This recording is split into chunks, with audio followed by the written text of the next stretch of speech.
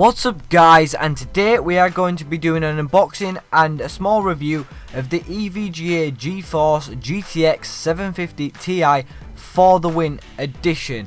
God, that is a handful to say, but in this video we're going to be opening the card, seeing what comes with it, and I'm going to be telling you what I've experienced so far from using the card for a few days now. But seeing as this is the first video on the PCAddict channel, I would just like to explain to you guys what this is all about. PCAddict is a place where I'm going to be doing builds. I've recently done a build. I'm going to be making videos on that where we unbox PC related items such as PC hardware, accessories, do reviews, unboxings, whether it be a headset, a keyboard or a graphics card, motherboard, SSD, you name it, we'll do. We might do tutorials as well on say how to install an SSD. A lot of people struggle with that. I know I've kind of struggled with my SSD. The way I wanted to do it was kind of awkward because I wanted to have a new Windows off a disk but old files, and it was it wasn't as simple as cloning a hard drive, for example.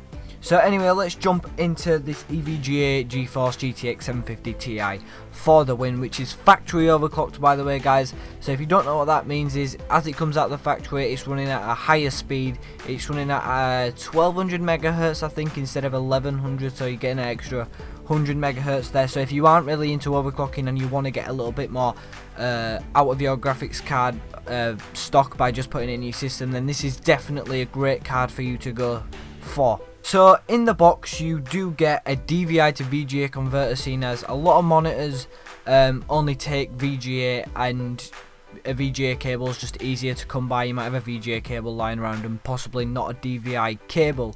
Now the disadvantage of using VGA is the fact that it slows down over, like the longer a VGA cable is, it slows down more, and if you use a DVI cable that does carry audio whereas a VGA doesn't.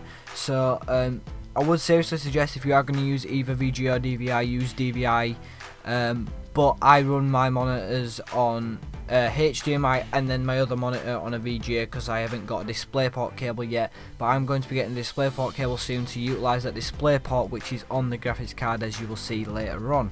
You do also get a 6-pin connector, which is 2 Molex to a 6-pin, so if you guys are worried about not having a 6-pin on your power supply, don't worry about it, you just use 2 Molex and you'll be fine.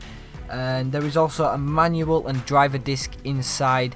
Don't use the driver disc guys, just it takes 2 minutes to get the drivers off the internet, the NVIDIA ones, and you get the GeForce experience and all that lot. The latest drivers, anything you have heard about this graphics card being loud, dismiss it.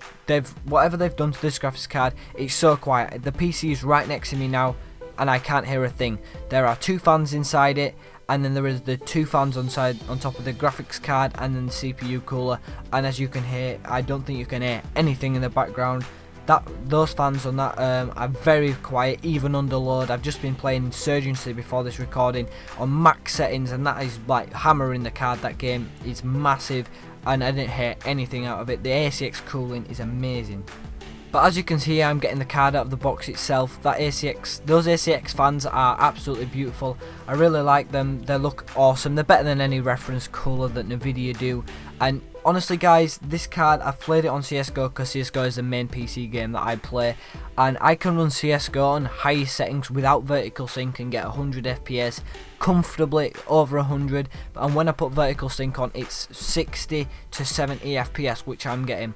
And this card only costs £100 in the UK, which is I'm going to convert that to dollars in my head now. I think that's roughly about $170, $160 thereabout. So what I'm trying to say to you guys is, if you aren't going to be running like massive games, say like the biggest game which I can think of right now are F1 2015 and obviously Battlefield. If you aren't wanting to run those on ultra, then you don't need to get things like Titan X's, 970s, 980s, stuff like that. Just go for this graphics card. It's more than enough for what you need, and I reckon when I'm recording CSGO I'm still going to be getting a comfortable 90 FPS on ultra settings without vertical sync.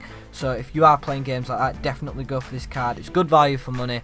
Hope you've enjoyed this unboxing and review guys. If you have, definitely remember to subscribe and leave a like. Comment down below if you bought this card. I absolutely love it. It works great in my system, and if you want to see my system, then also leave a comment to that down below. But other than that, thanks for watching and tune in next time to see some more PCAddict videos.